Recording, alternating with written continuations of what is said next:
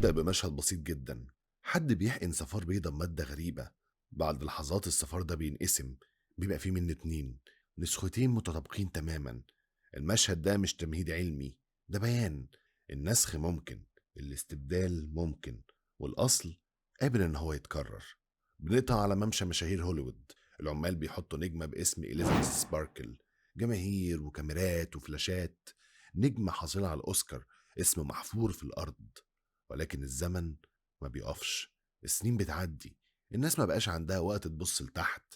النجمة بتفضل في الأرض. وإليزابيث الزمن بيمر عليها. ما بقتش بطلة أفلام، بقت مدربة تمارين. صورة مثالية، ولكن على الهامش. في الاستوديو بتكون رايحة حمام السيدات، لكن الحمام متعطل. بتكمل لحمام الرجالة. بتخش واحدة من الحمامات وبتقفل على نفسها. المنتج بتاع برنامج هارفي بيدخل وراها، بيتكلم في التليفون وصوته بيكون واضح. إليزابيث كبرت. البرنامج محتاج بنت صغيرة، محتاج بنت حلوة. جايزة الأوسكار الناس نسيوها. الجملة كانت بتقطع في إليزابيث. إليزابيث سمعت كل كلمة. دي ما كانتش مواجهة، ده ما كانش طرد رسمي، ولكن ده كان حكم بالإعدام المهني. إليزابيث بتقعد تتغدى مع هارفي. هارفي بيبرر إن الناس بتحب التغيير، وأنا بدي اللي الناس عايزينه. المنطق التجاري أبرد من السكين. البرنامج خلاص مش محتاجها. بعد كده بيسيبها ويمشي. وهي مروحة بتشوف العمال بيشيلوا صورتها من لوحة الإعلانات. الرمز بيكون واضح، الوجه بيستبدل، المكان بيفضى. إليزابيث بتتشتت وبتعمل حادثة. في المستشفى الإشاعة بتكون سليمة، جسمها سليم، ولكن المشكلة عمرها ما كانت في العظم. الدكتور بيتعرف عليها، شد النجمة المشهورة، وهي بتعيط لأن الشهرة لما تبقى في الماضي بتوجع أكتر. لما تكون نجم في السماء بعدها تسقط، هتفضل طول عمرك فاكر لما كنت فوق. الدكتور الشاب لما بيفحص ظهرها بيقول لها جملة غريبة، بيقول لها أنت مناسبة للتجربة. والفيلم هنا ما بيشرحلناش تجربة إيه، ولكن شوية وهنعرف. إليزابيث بتمشي من المستشفى، بتلاقي في فلاشة في جيبها مكتوب عليها التركيبة، وفي رقم على ظهر الفلاشة. دي ما كانتش صدفة، في حد حط لها الفلاشة دي في جيبها. في الطريق بتقابل فريد، صديق قديم من المدرسة، فرحان قوي ان هو شافها. بيقول لها انت لسه جميلة زي ما انتي. جملة بسيطة، ولكن اول مرة حد يقولها من غير مصلحة. بيكتب لها رقمه، وهي بتمشي مبتسمة شوية. توصل البيت وتشوف بوكيه ورد، رسالة شكر من زمايلها على السنين الجميلة اللي قضوها معاها. كلمة السنين ليها معنى كبير عمره ما يتنسي. الحزن بيبلغ قمته. بتفتح الفلاشة، وفي إعلان بيبدأ. مادة بتحقن في الحمض النووي. الخلايا بتبدأ إنها تنسخ نفسها. الفكرة ما كانتش عملية تجميل، الفكرة إنك تعمل نسخة منك، نسخة أصغر وأجمل وأحدث. يبقى في منك اتنين. إعلان كان واضح، بس كان في شرط أهم من الحلم نفسه. لازم يحصل توازن. بيكون لازم 7 أيام للنسخة و7 أيام للأصل. لما واحدة تصحى التانية بتنام. ما ينفعش الاتنين يعيشوا مع بعض، ما ينفعش الاتنين ياخدوا نفس الحياة. والجملة اللي مكتوبة في التعليمات كانت الأهم: انتوا الاتنين واحد، مش أختين، مش منافستين، إنما انتوا شخص واحد. وطبعا لازم تكون عارف إن أي فيلم طالما حطينا قاعدة في الأول، اعرف إنك بتفضل ماشي طول الفيلم ده عشان تشوف إزاي القاعدة دي هتتكسر. إليزابيث بتقفل الفيديو، ما كانتش مقتنعة. بترمي الفلاشة في الزبالة وبتمشي. بتروح مطعم، بتشوف زوجين قاعدين بيضحكوا، حياة عادية وبسيطة ودافية، وهي لوحدها. بتبص في المراية وبتشوف الخطوط حوالين عينيها، بتشوف الزمن اللي عدى عليها. المشكلة مش إن شكلها وحش، المشكلة إنها بقت غير مرغوبة. هي بقت شايفة نفسها وحشة، لأنها في الأول ما بصتش لقيمتها في ذاتها، إنما هي كانت شايفة قيمتها في عيون الناس. بترجع البيت، بتفسح صورة قديمة ليها، لقطات من أيام الأوسكار، تصفيق وفلاشات كاميرات. بتبدأ الفكرة إنها تاكلها من جوه. بتنزل تجيب الفلاشة من الزبالة، بتتصل بالرقم اللي عليها. صوت بارد بيديها العنوان، تكتب العنوان على ايدها. الخط بيقفل، ومفيش شرح، مفيش طبطبة، في بس اختيار. الليل بيكون طويل، ما بتعرفش تنام. الصبح بيكون في اعلان في الجورنال، مقدمة برامج جديدة. شرط انها تكون شابة وحيوية. يعني بالبلدي، إليزابيث بيتم استبدالها بطريقة رسمية. إليزابيث بيوصل لها طرد جواه كارت برقم، لازم إنها تستخدمه عشان تستلم التركيبة. بتروح العنوان، بتروح لخزانة عليها الرقم بتاعها، تفتح الخزانة بالكارت اللي معاها، بتاخد الصندوق بتاعها وبترجع البيت. تفتح الصندوق وجواه كل حاجة محتاجاها: الحقن والمواد، كروت التعليمات والشروط. وأهم شرط: التبديل كل 7 أيام. التوازن مش اختيار، التوازن كان قانون. إليزابيث بتقعد قدام الصندوق، بتفكر في الإعلان، بتفكر في صورتها وهي بتتشال، بتفكر في جملة كبيرة في السن، بتاخد القرار وبتحقن نفسها. في الأول مفيش حاجة بتحصل، ولكن فجأة بتبدأ إنها تدوخ وتبدأ إنها تتألم، بتقع على الأرض بتتلوى، جسمها بيبدأ يتشقق. دي كانتش عملية تجميل، دي ما كانش تحول ناعم، دي كانت ولادة. ظهرها بيتفتح وبيخرج جسد تاني، نسخة جديدة منها. بعد دقايق النسخة الجديدة دي بتصحى، بتبص في المراية وبتشوف نفسها شابة ناضرة، جسم مثالي. مش نسخة محسنة بس، دي كانت نسخة مثالية، نسخة تبهر من إليزابيث. ولكن أول حاجة بتعملها إنها بتخيط ظهر إليزابيث الأصلية وبتحط إيديها في محلول الأكل. الأكل ده لازم هيغذي إليزابيث طول ال7 أيام اللي هتفضل فيهم إليزابيث فاقدة للوعي، والتوازن بيبدأ. ولكن السؤال لسه ما اتسألش: لو النسخة الجديدة دي عجبتها الحياة أكتر، هتبدأ تنام بسهولة؟ النسخة الجديدة بتنام بالليل ومش مصدقة إن الموضوع نجح. بتقف قدام المراية بتاعتها وبتجرب صوتها وتجرب ابتسامتها، كأنها بتتعلم تمثل دور نفسها. لكن فجأة بيحصل ألم حاد، دم ونزيف بينزل من مناخيرها. بتفتكر بسرعة من ضمن الشروط إنها لازم يوميا تاخد عينة من الحمض النووي للنسخة الأصلية. تمسك الإبرة وبتدخلها في العمود الفقري بتاع إليزابيث النايمة وبتسحب السائل. السائل ده يكفيها 7 أيام. كل ما تتأخر عن الجرعة الدوخة هتزيد وجسمها هيضعف، ولكن أول لما بتحقن نفسها ترجع طبيعية من تاني. زي ما قلت لك، التوازن ما كانش رفاهية، التوازن قانون. بتروح عشان تتمرن، تختبر رشاقتها، بتنط وتجري وتضحك. جسم جديد كأنه حياة جديدة، جسم جديد كأنه حياة جديدة. بتبص على الإعلان لطالب مقدمة برامج شابة، ما بتترددش كتير، بتشتري لبس جريء وبتكون جاهزة إنها تستعرض النسخة اللي كانت دايما حلمها. لجنة الاختبار لسه ما لقيتش البنت المناسبة، بتدخل عليهم النسخة الجديدة، بيكونوا في انبهار.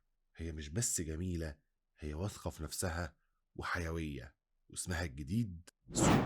هارفي بينبهر، بيختارها فورا، بيقولها انت جميلة جدا والناس هتحبك. الجملة اللي زمان كانت بتتقال لإليزابيث دلوقتي تتقال لنسختها. ولكن سو فاكرة الشرط: كل 7 أيام لازم إنها تختفي. بتقول لهارفي لازم أسافر كل 7 أيام أرعى والدتي المريضة. هارفي ما بيعجبوش الكلام، بيقولها لازم تلاقي حل. هو مش مهتم بوالدتها ولا بأي شيء غير بالاستمرارية. سو بتخرج الشارع، الناس بتبص لها بإعجاب. الإعجاب بيكون واضح في عيون الناس، نفس الإعجاب اللي كانت بتشوفه إليزابيث زمان. بتبدأ سو إنها تصور إعلانات، وتاني يوم بتشوف صورتها على لوحة ضخمة اسمها كبير. ولكن ده ما كانش اسم إليزابيث، ده كان اسم سو. وكل يوم سو بتاخد عينة الحمض النووي، والأيام بتعدي بسرعة لحد ما ال7 أيام بيخلصوا وجا وقت التبديل. بتجهز المواد وبتوصل مادة التركيبة لجسم إليزابيث، وسو بتفقد الوعي وإليزابيث هي اللي بتصحى. أول حاجة بتعملها إنها بتوصل محلول الأكل لسو، والدورة ماشية صح. إليزابيث بتروح للاستوديو، هارفي بيقابلها ببرود، بيديها حاجاتها القديمة وبيديها كتاب بيقولها خدي ده يسليكي وانت قاعدة زهقانة في البيت. إليزابيث بتشوف قد إيه هو شخص حقير، ولكنها بتكتم جواها وبتسكت. ترجع البيت، بتقسم الأيام: 7 أيام ليها، 7 أيام لنسختها. أسبوعها بيكون ممل، مفيش شغل، مفيش عيلة، مفيش حد مستنيها. بتستنى بس دورها ينتهي عشان النسخة التانية تصحى. وبيجي لها رسالة من الشركة: الشحنة الجديدة وصلت. بتروح نفس المكان وبتاخد الأكل ليها ولسو. النظام بيفضل مستمر. الأسبوع بيعدي وسو تصحى من جديد، بتكمل حياتها، إعلانات وتصوير وشهرة. شعبيتها بتزيد، وإليزابيث بتبدأ تحس إن الحياة الحقيقية مش الأسبوع بتاعها، الحياة الحقيقية هي الأسبوع بتاع سو. والسؤال بيبدأ يتكون بهدوء: لو واحدة فيهم بقت تحب الحياة أكتر، هل هتحترم قاعدة ال7 أيام؟ سو بتبدأ إنها تكسر في الحمام وبتوسع مساحة في البيت وتعمل غرفة مخصوصة لإليزابيث. مكانتش غرفة نوم، مكانش مكان مريح، كانت غرفة تخزين. نحط فيها جسد إليزابيث كأنه قطعة أساس قديمة. وبسبب الصوت العالي والدوشة جرب يخبط عليها عشان جاي يشتكي، ولكن أول لما بيشوف سو بينسى هو جاي ليه. بيسألها هي مش دي شقة إليزابيث؟ سو بترد بهدوء: لا، إليزابيث مشيت، أنا الملكة الجديدة ليها، كأنها فعلا حلت محلها. الجار بيبدأ يعرفها بنفسه: أنا أوليفر. والنبرة بتاعته بتبدأ تتغير فورا: لو عايزة أي مساعدة أنا فاضي ليل نهار عشانك. سو بتلاحظ بسهولة إن هو واقع. الجمال مش بيفتح بس أو الشغل، الجمال بيفتح أي بيبان، حتى القلوب الضعيفة. سو بترجع شقتها وتحط إليزابيث في الغرفة الجديدة، بتشيل صورتها من على الحيطة. المكان بيتنضف من إليزابيث وبيتحضر لسو. سو بتطلع في أول حلقة ليها، الكاميرا بتحبها، الجمهور بيكون متحمس ليها. وبعد الحلقة هارفي بيقول لها: انت قدمتي عرض هايل. وسو فخورة. الإحساس ده بالنسبة لها بقى إدمان.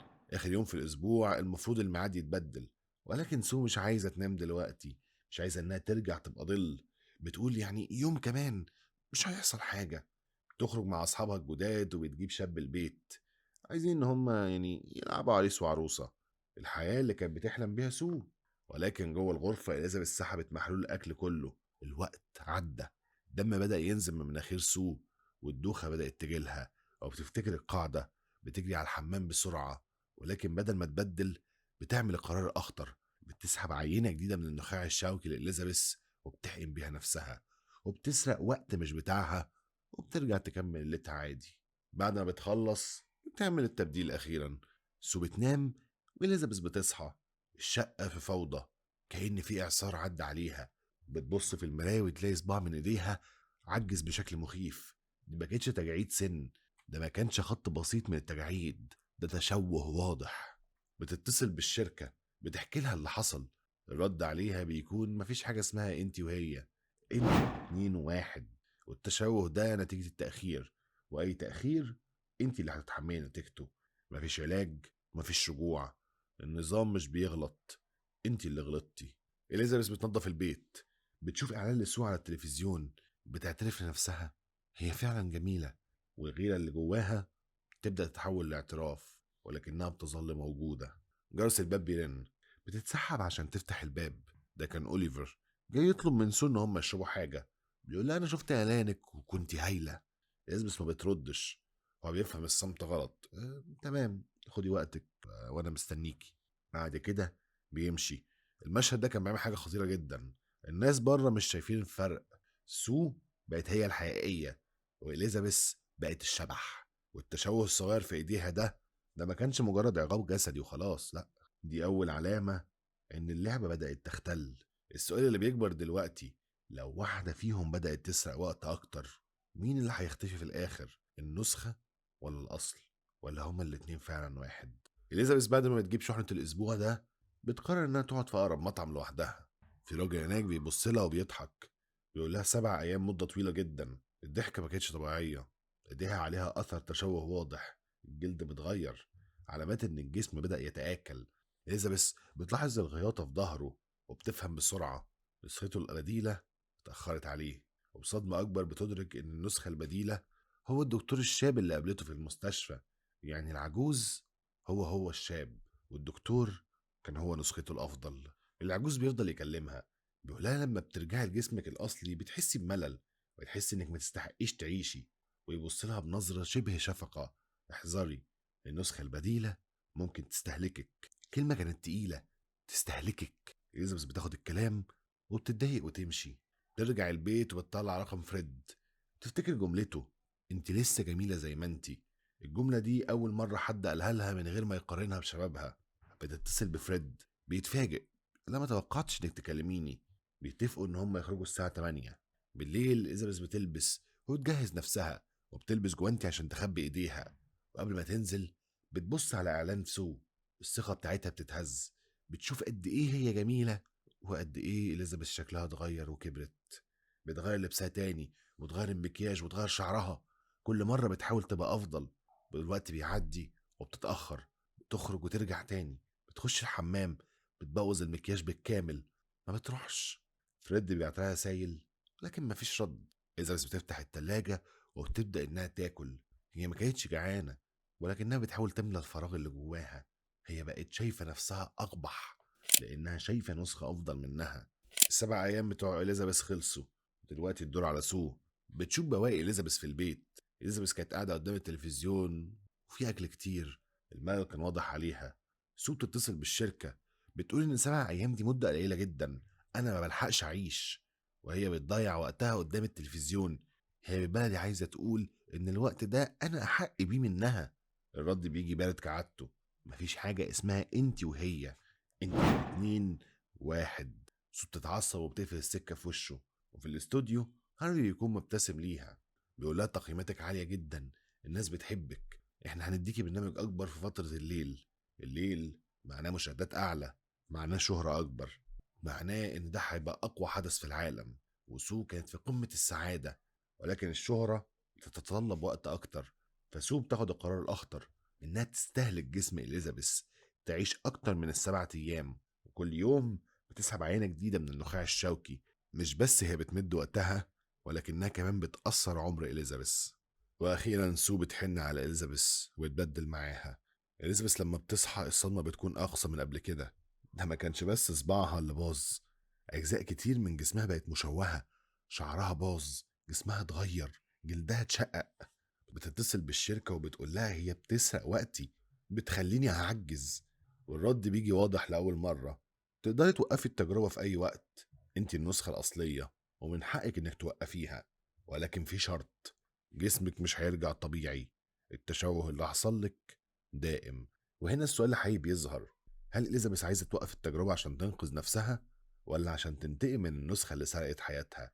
إليزابيث بتقف قدام اختيار واضح: توقف التجربة وتفضل بجسمها المشوه، أو تكمل وتسيب سو تعيش الحياة اللي هي نفسها فيها بس مش قادرة تعيشها.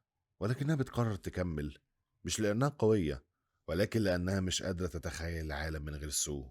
سو الجميلة، الناجحة، المطلوبة. وإليزابيث بتقنع نفسها إن ده كفاية. جسمها بيتدهور، ركبتها بتوجعها، مش قادرة إنها تقوم بسهولة، بتفرد رجليها بصعوبة، الكرسي بقى عالمها. بتفتكر كتاب الطبخ اللي هارفي اداهولها هدية، الهدية المهينة. بتفتحه، بتقرر إنها تتعلم وصفات. ده ما كانش شغف عندها، هي بس بتملى وقت. في نفس الوقت بتتفرج على سو مسيطرة على البرامج، الكاميرا بتحبها. إليزابيث بتتريق عليها وهي بتتكلم، ولكن فجأة سو نفسها بتقول على الهوا، بتقول عن إليزابيث، بتقول دي نجمة قديمة عفى عليها الزمن، أنا ما كنتش بحب أتفرج عليها. الجملة ضربت في نفس إليزابيث. مش بس الجمهور نسيها، ده نسختها كمان بتحتقرها. إليزابيث بتتضايق وبتبدأ إنها تاكل أكتر، وبتفكر بجدية إنها توقف التجربة. وبيجي يوم التبديل. سو بتدخل الأوضة، بتلاقي بواقي أكل في كل حتة، بتتعصب. ما كانش غضب عادي، ده غضب من الأصل اللي بيخرب المكان. بتقرر إنها تسحب عينات كتير من النخاع الشوكي وتعبي في أزايز. قرار واضح، هي مش ناوية إنها تبدل تاني. 3 شهور بتعدي، سو نجوميتها بتزيد، حبيبها عايش معاها في البيت، وإليزابيث شبه منسية. وفي يوم عينة الحمض النووي بتبوظ، ما بقتش صالحة. سو بتتصل بالشركة، الرد عليها بيكون إن إليزابيث بقالها فترة طويلة فاقدة الوعي، لازم إنها تصحى عشان الحمض النووي يتجدد. سو بتتصدم: بكرة عندي برنامج مهم، لازم أحضره. الرد بيجي حازم: لو ما بدلتيش هتموتي. والدم بيبدأ إن هو ينزل من مناخيرها. للأسف هي ما عندهاش اختيار تاني، بتزحف على الأرض عشان تعمل التبديل. في الوقت ده صاحب سو بيسمع أصوات في الحمام، بيقرب. في اللحظة دي إليزابيث بتصحى، جسمها كله متشوه، منظرها مرعب. بتقفل الباب بسرعة في وشه وتبص في المراية. الصدمة كانت أكبر من أي وقت. هي بتزعق في صاحب سو: اطلع بره. هو مش فاهم مين الست دي، بيخاف وبيمشي. إليزابيث بتتصل بالشركة، المرة دي كان قرارها حاسم، قررت إنها توقف التجربة. بترجع صورتها في الصالة كأنها بتحاول تستعيد اسمها. بتروح تاخد شحنة الإلغاء، ترجع وتحط جسد سو في الصالة، وبتطلع حقنة الإنهاء. حقنة واحدة هتنهي حياة سو تماما. بتقرر إنها تديها الحقنة، بتبدأ الجرعة، ولكن أثناء ما هي بتديها لها بتوقف، إيديها بتترعش، مش قادرة إنها تقتل النسخة اللي عاشت النجاح اللي هي بتحلم بيه. هي عارفة طعم الشهرة، عارفة إنها لو أنهتها هتنهي آخر أمل إنها تبقى مرئية، فبتكملش بقية الحقنة. وهنا الفيلم بيقول أخطر جملة من غير ما ينطقها: أحيانا إحنا مش بنخاف نخسر حياتنا، إحنا بنخاف نخسر النسخة الأفضل مننا. إليزابيث بتجيب مواد التبديل، ولكن المواد بتختلط والقاعدة الأساسية اتكسرت. سو بتصحى وإليزابيث برضه لسه صاحية، والأول مرة الاتنين بيكونوا قدام بعض، ما كانوش مراية، ما كانوش انعكاس، كانوا وجها لوجه قدام بعض. الصدمة بتكون متبادلة. سو بتلاحظ حقنة الإنهاء، بتفهم فورا إن إليزابيث كانت هتقتلها. الغضب بينفجر جواها، بتهجم عليها. إليزابيث بتحاول إنها تهرب، ولكن سو كانت أسرع وأقوى وأعنف. بتمسكها وتخبط وشها في إزاز المراية مرة والتانية والتالتة، لحد ما إليزابيث خلاص بتودع الحياة. ولكن سو ما بتكتفيش، بتنزل فيها ضرب زيادة، كأنها بتنتقم من كل لحظة ضعف إليزابيث كانت بتمثلها. بالليل سو بتجهز للبرنامج، المسرح مستنيها، النجومية في ذروتها. لكن قبل ما تطلع بتحس إن في حاجة غلط. بتدخل الحمام وبتلاقي سنة من سنها بتقع. بعد كده معظم سنها بيبدأ إن هو يقع. بتكون في لحظة إدراك النسخة الأصلية ماتت، التوازن انتهى، جسمها بيبدأ إن هو ينهار. بتقرر إنها ما تضحكش الليلة دي. بتحاول إنها تخبي التشوه اللي بقى في بقها. بتقابل هارفي وهي ساكتة، بتبتسم وهي قافلة شفايفها. بتهرب بسرعة، وفي الطريق ضوافرها بتبدأ إنها تتخلع وودانها بتقع. الجسم بيبدأ يتفكك. بتوصل البيت وتلاقي شوية من التركيبة، آخر أمل. بتاخد الجرعة، فاكرة إنها هتستنسخ نسخة أجمل منها. ولكن القاعدة كانت واضحة. سو عمرها ما كانت الأصل، سو كانت مجرد نسخة. سو بتتحول لمسخ. إليزابيث بتتولد من تاني، ولكن وشها في ظهر سو جسم جديد ولكنه مشوه، اختلاط ما بين الاتنين. ده ما كانش استنساخ، ده كان تمزيق للهوية. وبرغم كل ده بتفتكر البرنامج، بتفتكر الشهرة. الشهرة أهم من الألم. بتلبس الفستان وتحط قناع عليه وش إليزابيث وتروح الاستوديو. تطلع على المسرح، الجمهور قدامها، بتبدأ تتكلم، ولكن القناع بيقع. الكل بيشوف المسخ اللي قدامهم، بيحصل صراخ وفوضى. الجمهور بيجري، بيقرروا ان هم يقتلوها. واحد بيقطع راسها، والدم بيبدأ ان هو يغرق المسرح كله. والعرض بيتحول لمذبحة، وبقايا جسم سو بتجري. جسمها بيتفكك، ما يتبقاش غير بس وش إليزابيث.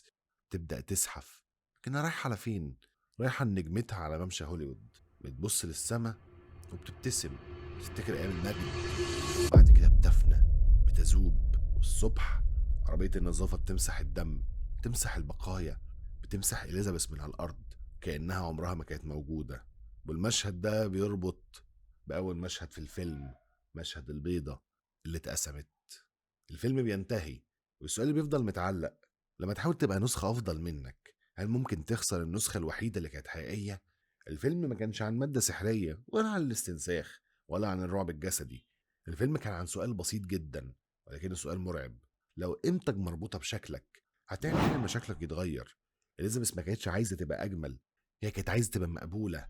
سو ما كانتش شريرة برضه، سو كانت النسخة الأفضل. سو كانت الحلم اللي المجتمع طلبه، النسخة الشابة الحيوية اللي الكاميرا بتحبها. وأخطر جملة اتقالت في الفيلم كانت: مفيش حاجة اسمها انتي وهي، انتوا الاتنين واحد. بس في الحقيقة المجتمع عمره ما شافهم واحد. هو دايما بيختار النسخة الأحدث، النسخة الأصغر، النسخة الأكثر قابلية للبيع. ولما النسخة الأحدث تبوظ بيرميها، بيشوف نسخة تانية غيرها. زي ما عربية النظافة مسحت إليزابيث من على الأرض. سو قتلت إليزابيث عشان تعيش، بس لما الأصل مات النسخة انهارت. لأنها مهما حاولت تهرب من نفسها، هي كانت مبنية عليها. هي كانت النسخة الأفضل، بس من غير وجود الأصل هي مجرد قشرة. ولما القشرة تبقى كل حاجة، المحتوى بيختفي. وده كان معنى اسم الفيلم. اسم ذا سابستنس ممكن لو بتتكلم بشكل علمي يبقى يحمل معنى المادة، لو فلسفي يبقى معناه الجوهر أو حقيقة الشيء ذات نفسه. ممكن في سياق آخر يبقى معناه المضمون. ولكن في الآخر كلهم بيربطوا بمعنى الفيلم. والفيلم في الآخر بيقول إن الهوس بالشباب مش بس بيقتل الجسد، بل بيقتل كمان الهوية. والشهرة مش دايما بتديك قيمة، هي بتستعيرك شوية وقت وبعدين تسلمك للي بعدك. إليزابيث ماتت مش عشان أخدت تركيبة، ماتت عشان صدقت إنها من غير شبابها ما تستحقش إنها تتحب. ويمكن السؤال اللي المفروض يوجعنا أكتر: لو كان في حد قال لإليزابيث أنت كفاية زي ما أنت، هل كانت هتحن نفسها؟ ولكن في حد قال لها: لا أنت لسه جميلة. بس ده كان شخص واحد، هي كانت عايزة المجتمع كله يشوفها جميلة. فيلم ذا سابستنس هو كان مراية. مراية لو بصيت فيها كويس ممكن تسأل نفسك: هو أنا عايز أتحسن، ولا أنا بحاول أهرب من نفسي؟ هو أنا قيمتي في نفسي، ولا قيمتي في عين الآخرين؟ وبس كده، كان معكم حسن فهد. السلام عليكم.